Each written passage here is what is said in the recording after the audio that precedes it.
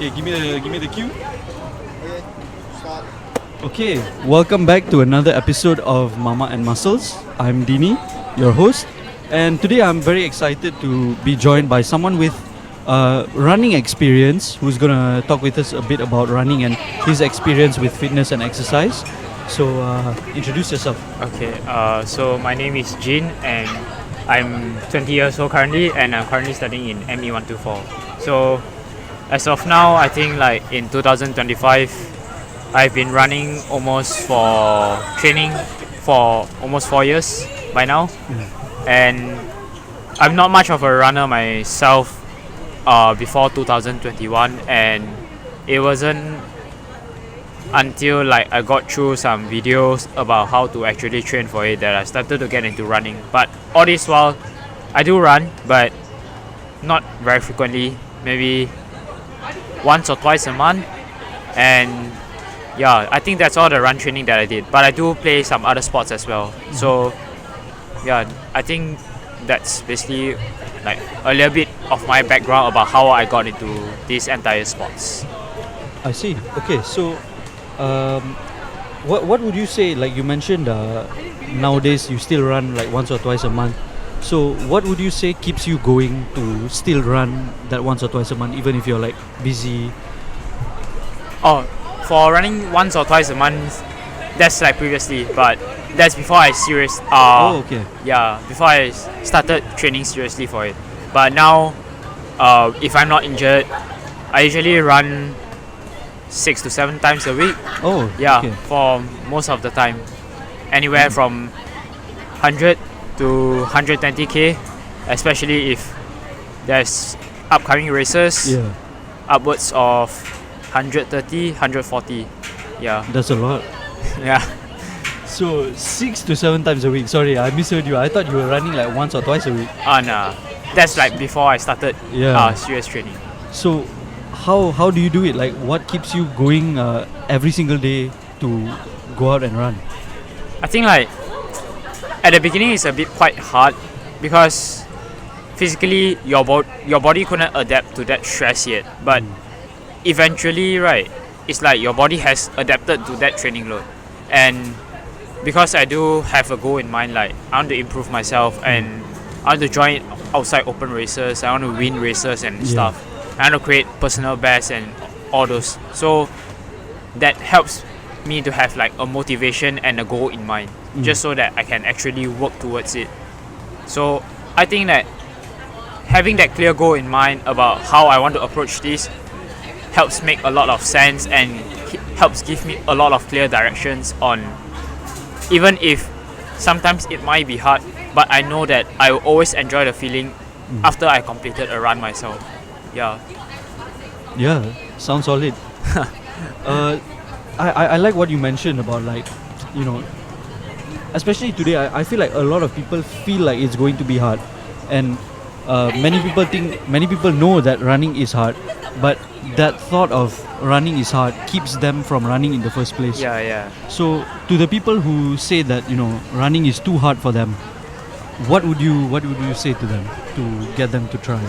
I feel like there's a very common misconception when it comes to running, that most of the time when we think of running, it's always like all out speed, and if I couldn't feel my lungs beating, my heart beating, I'm not trying or anything. But in fact, that shouldn't be the case for most of the time, especially if you're trying to start out running or picking up this new sport, because oftentimes it's like psychologically thinking, right?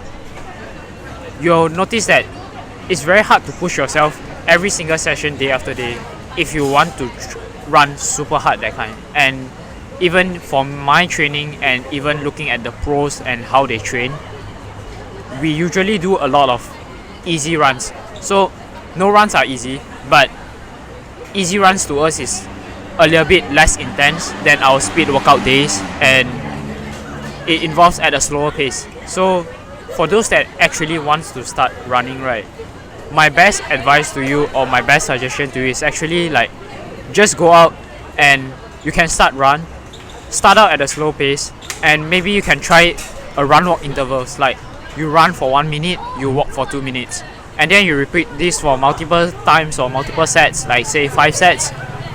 Yeah, so that's like 15 minutes of total volume there. And if you can keep up with the structure of 15 minutes for one day, you keep it up for 3 times a week. That's 45 minutes of work. And how can you progress from there? You increase from 3 days to 4 days, or you can try to increase your running time to 2 minutes, and your jogging time you decrease, your walking time you reduce to 1 minute. So basically we are playing around with the ratio and trying to do as much volume as possible. Then what this is all essentially does is that it actually helps strengthen our aerobic base, which is imagine like yourself as a car. The bigger the base, the bigger the engine. So the engine can actually powers you to go through your longer run in the future. So for most of the beginner, most of us don't know about that, and I don't know about that as well until I research and study more about it. So there's actually a lot of different ways we can build up so-called this base, but most often the times, if you want to get better at running, of course you have to run, but there are also other ways that we can approach this. But for most of the people, running is quite accessible, I would say. Like, it doesn't need anything special except a pair of shoes and then some basic workout clothes. That's more than enough. And the road is always available to you as well. So there's no special equipments needed like other sports like basketball. You need a ball. Badminton, you need a racket. Yeah. Yeah, I fully agree with you.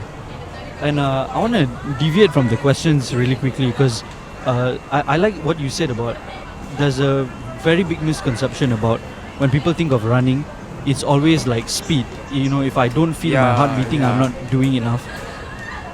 So here on Mama and Muscles, we like to spread awareness or inform people about like the truth about exercise. And I think that serves a very good point. But I wanted to ask you, as a runner, you know what a VO2 max is, right? Yeah.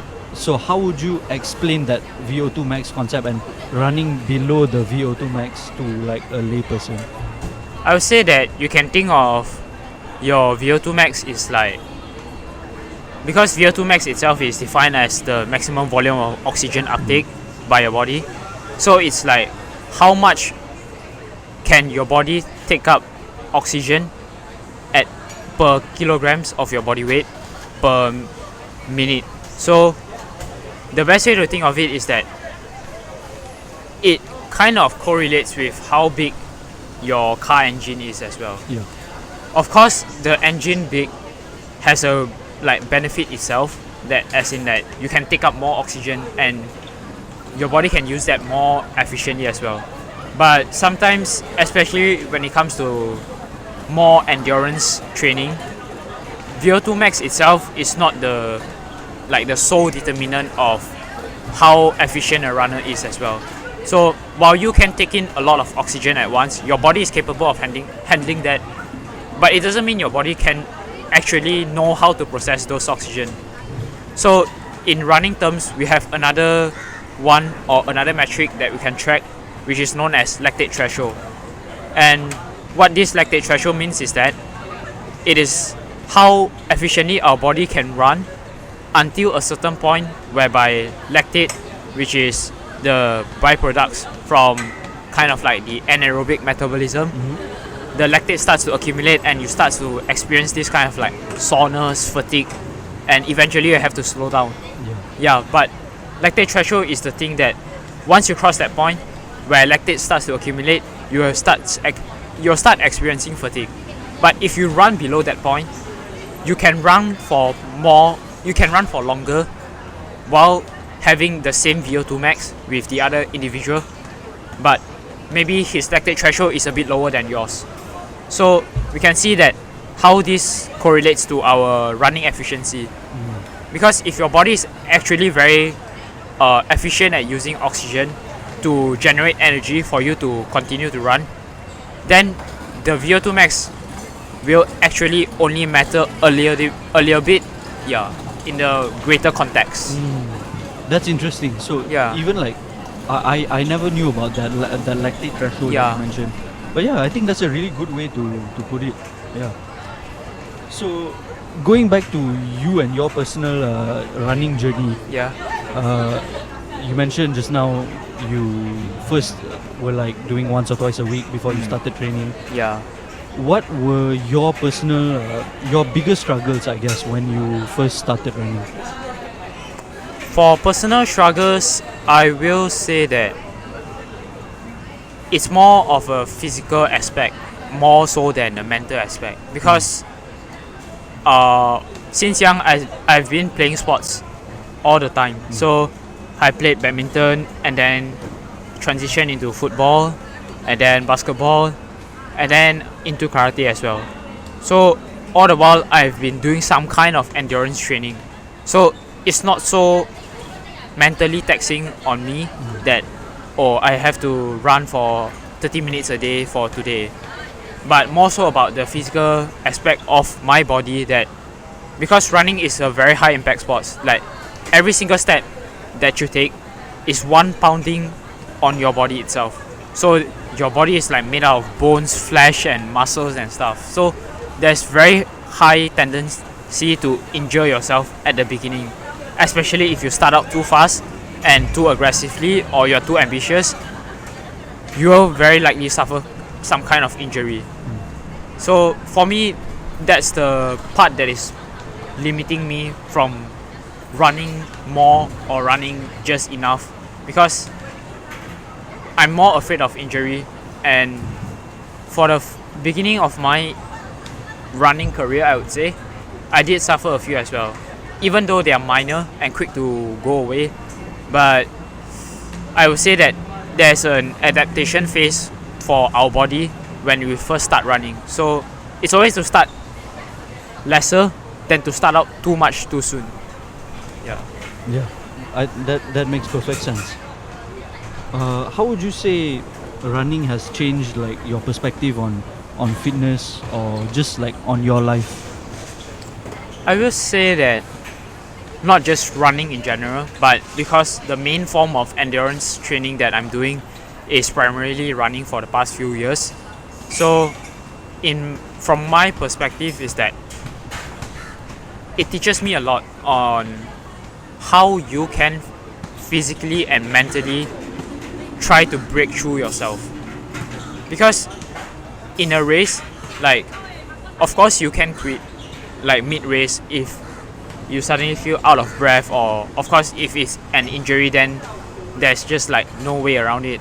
But if you actually wants to go after your own personal best and achieve a new personal best, so it's like a stepping milestone, you will actually learn to push through eventually, like, because you actually know that training up to this race, we have put in maybe 8 weeks of consistent training, and this race day basically determines like your past 8 weeks of effort. And even though for most running coaches, they don't actually encourage their athletes to look at it this way, but for me, I like to think of it that this past week 8 weeks of effort will actually determine how I perform on race day, and my race day will reflect how the past 8 weeks of training has been like for me as well. So if my race day doesn't go well, I know that there's something wrong in my training plan. But once you have this kind of like I would say like, not to say mental battle with yourself, and having know that you have put in this much work, you want to go for your personal best and stuff, right?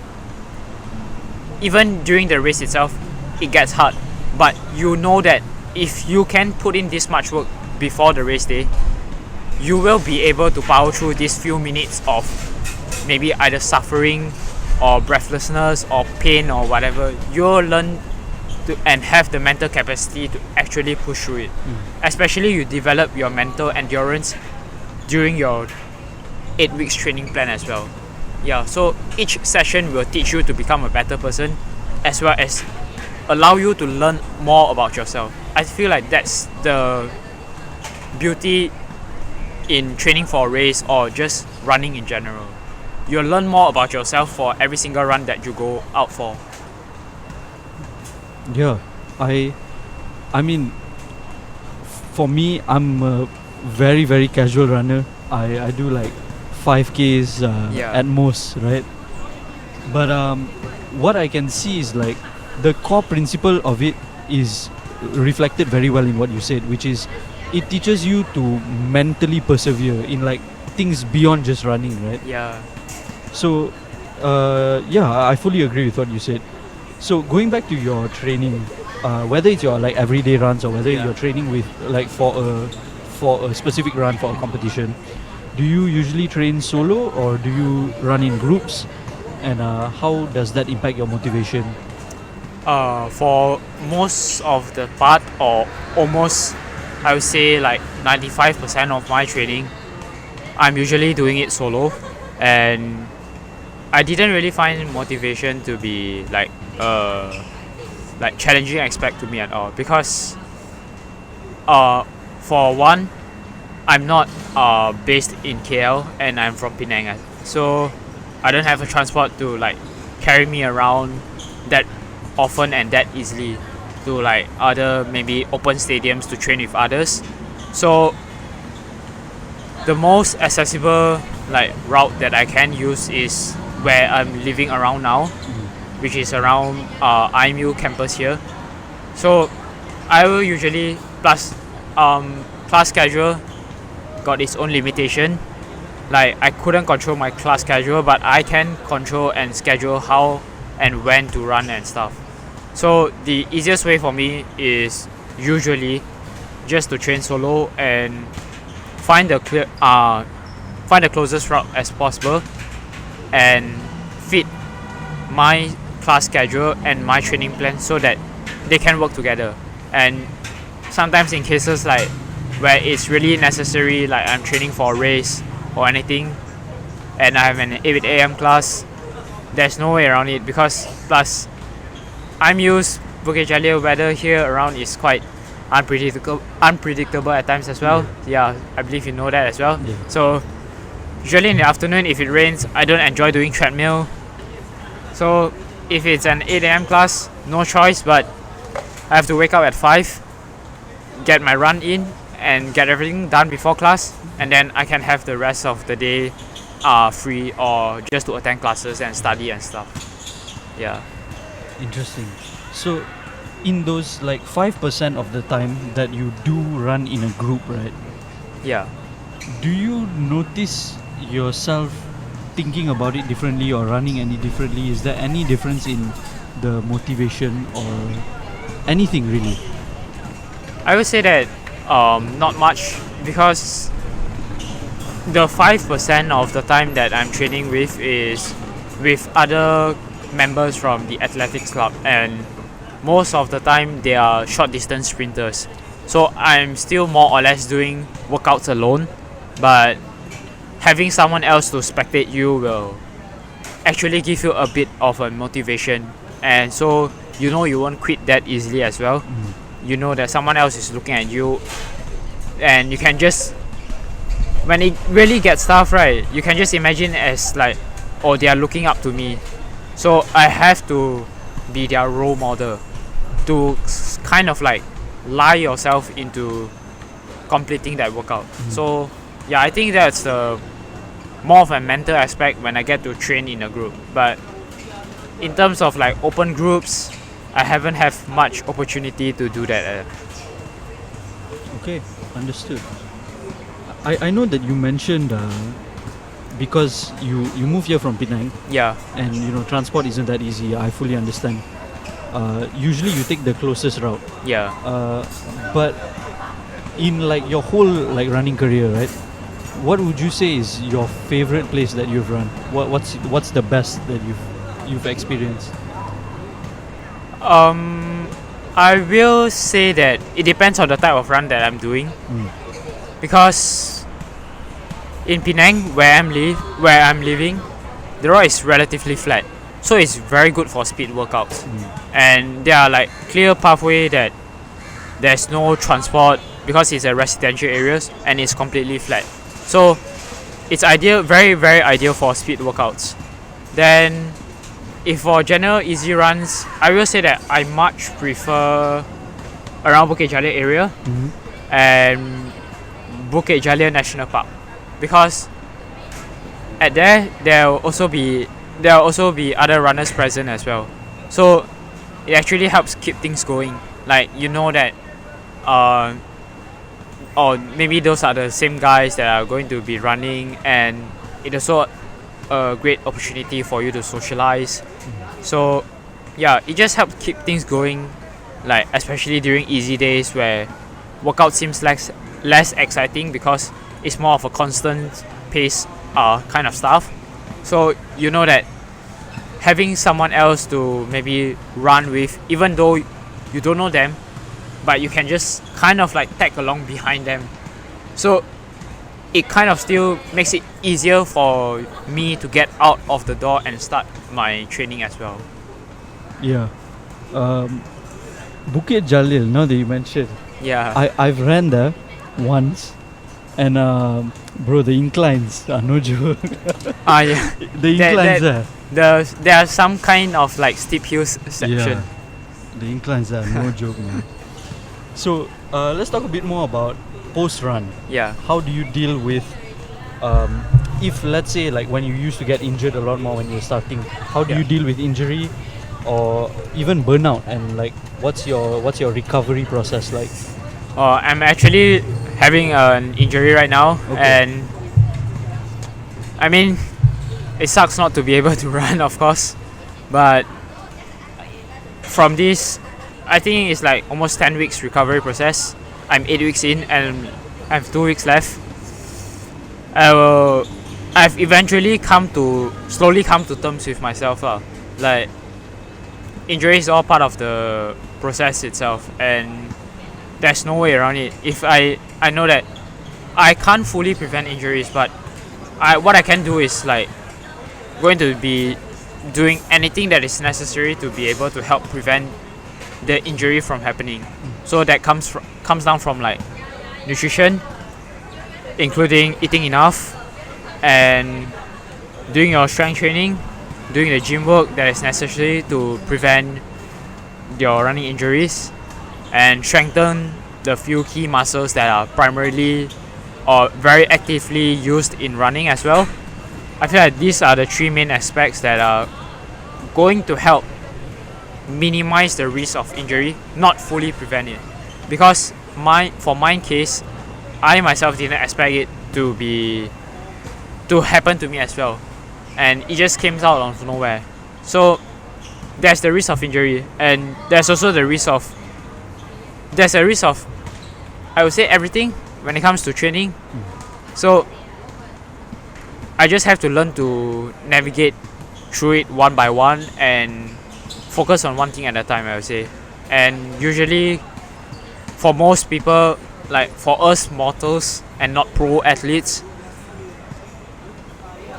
adequate calories intake, having enough protein, and doing regular gym work is going to help the most when it comes to preventing injuries. Because outside of running, we still have other lives going on.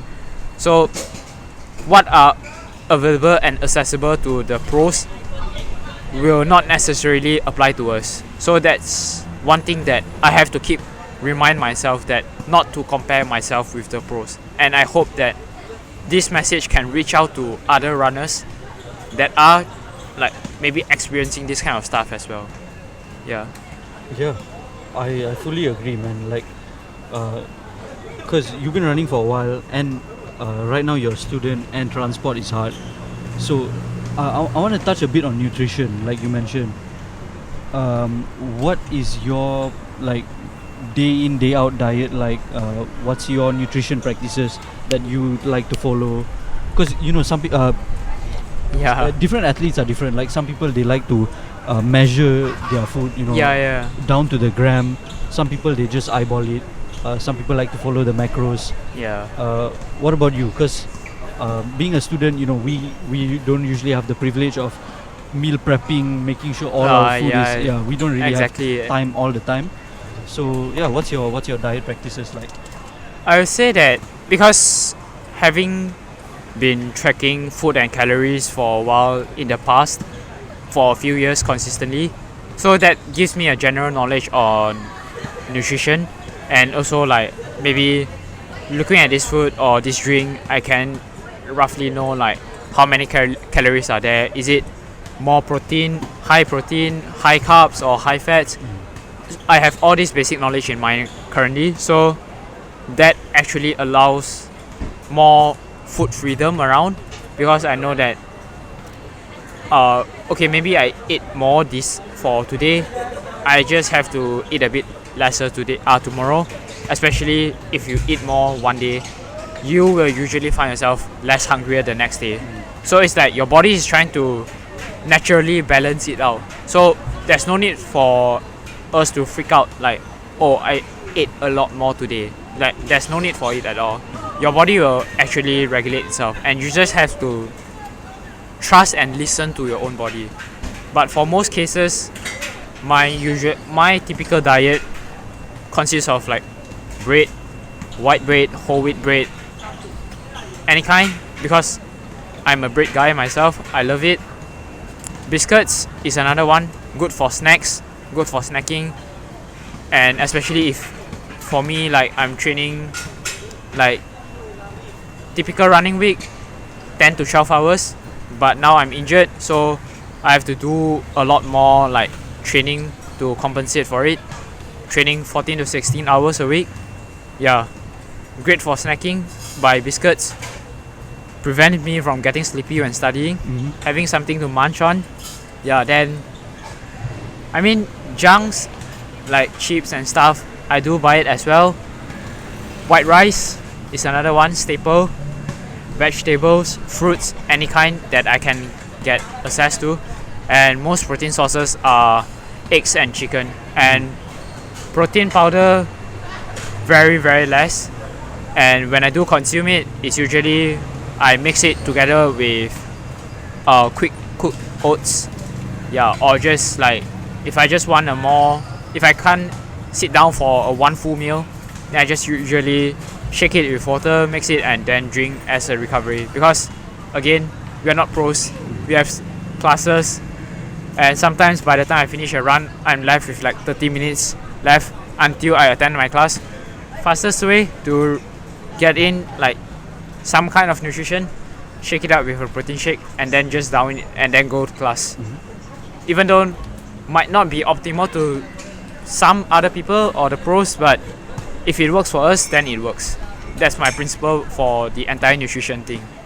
Yeah. Yeah, I fully agree. Yeah. Like sometimes like we try to prioritize whole food, but sometimes as students it's not possible. Yeah, especially like if you're trying to save money, and in this economic where everything inflation and stuff, right, you just have to do the best you can. And sometimes we've over optimized on the most optimal stuff that we forget what is actually practical to us.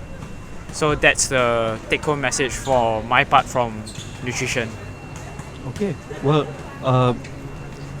so before we wrap up, I just want to quickly give you a minute to just share anything that you want. So, do you want to share any fitness advice to the general public?